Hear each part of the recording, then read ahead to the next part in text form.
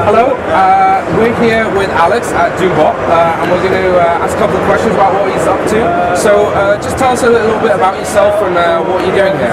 Basically, we're a group of gamers trying to start up a new way of doing gaming merchandise. We don't want to do some sort of thing where it's mass-produced in a factory, where we want things, an individualized product where gamers can say exactly what they want, and then we can work with them and artists and developers to give them something unique, customized, individualized. Like we do, this is just an example where we do 3D printed models, but we can have people's faces scanned onto them, be it whatever character they want, as long as we've got like the license to use that artwork if it's from an official developer, or generic fantasy, sci-fi, whatever the concept of the individual really, or be it a poster or whatever. We just want to be able to create a way for gamers, developers, and artists to work together and have a safe, controlled way for them to have a completely customized, unique way of doing their artwork. And that's brilliant as well, because you get to involve not just like gamers, but artists. You don't have to be a gamer to do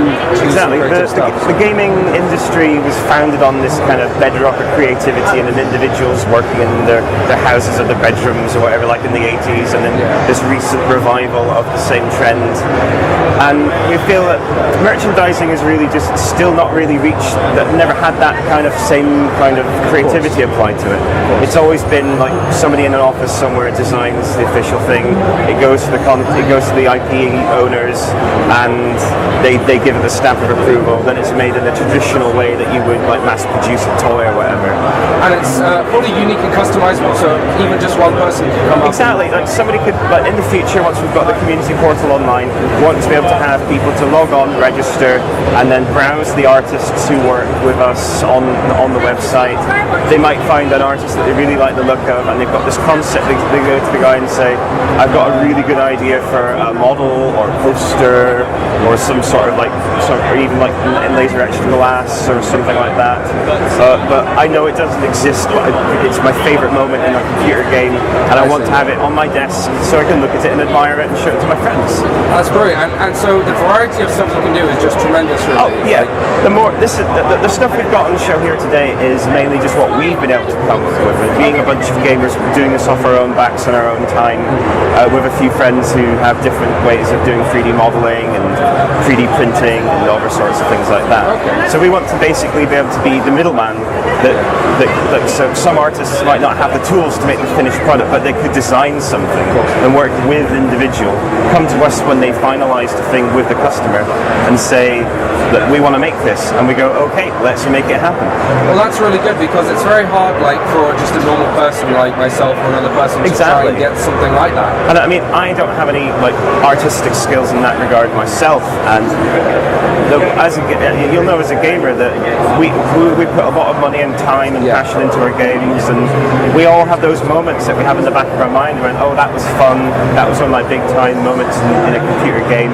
I wish I had something to, like a memento of some description. Of course, yeah. And of course, usually there's nothing that fits the bill of what you want, and on the rare chances that there is something that you want, it's either overpriced, mass-produced, and it isn't what you're after, or it doesn't exist.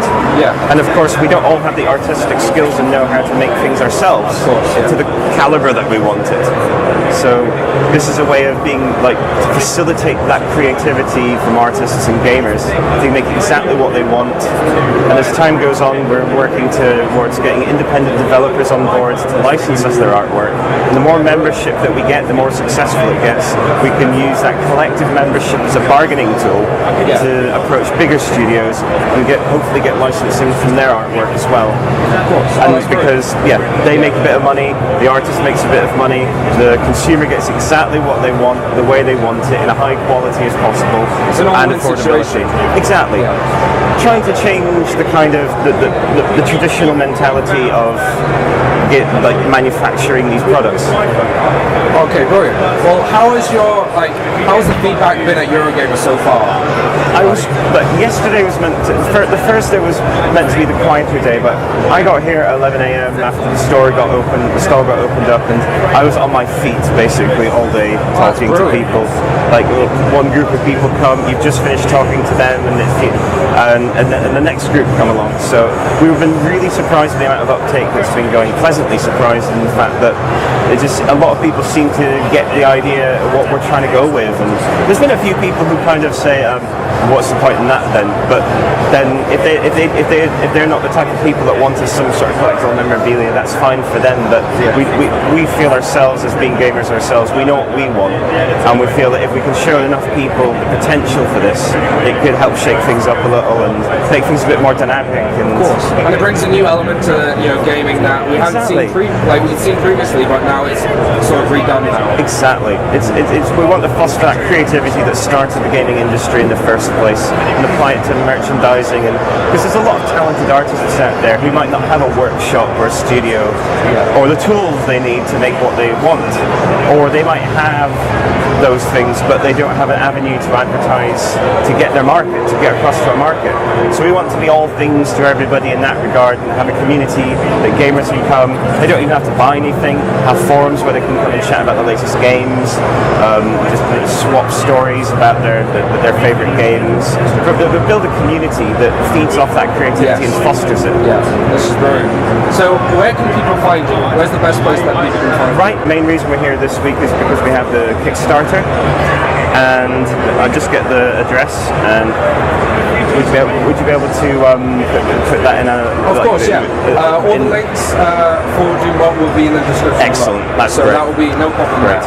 And yes, basically the Kickstarter is to get the funds together to do things professionally and get the business rolling, because we aren't all web guys, and we need to be able to basically hire in the skill sets of people who can do the things that we don't have.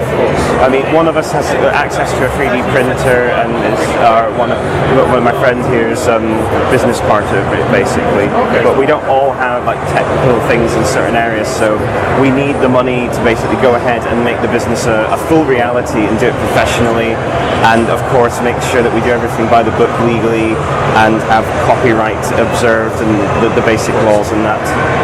So yeah, we're starting off with a £10,000 goal on Kickstarter with stretch goals afterwards. So the 10k to start with would be basically to get the site up and running, to basically hire in all the people and get all the things done that we can't do ourselves. Yeah. And just basically make it a reality and start it.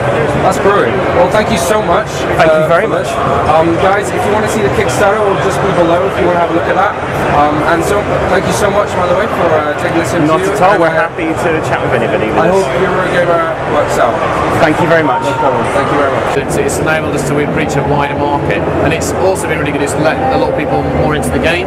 But what's been best about the whole process, including the people that bought through Humble and Early Access, has been the amount of feedback we've got from the players, and like helping us to sort of fine tune and hone the game. Well, I mean, speaking to the other indie developers, they mirrored that view. I mean, one of the best things about Alpha is you can change. Yeah. You are not a triple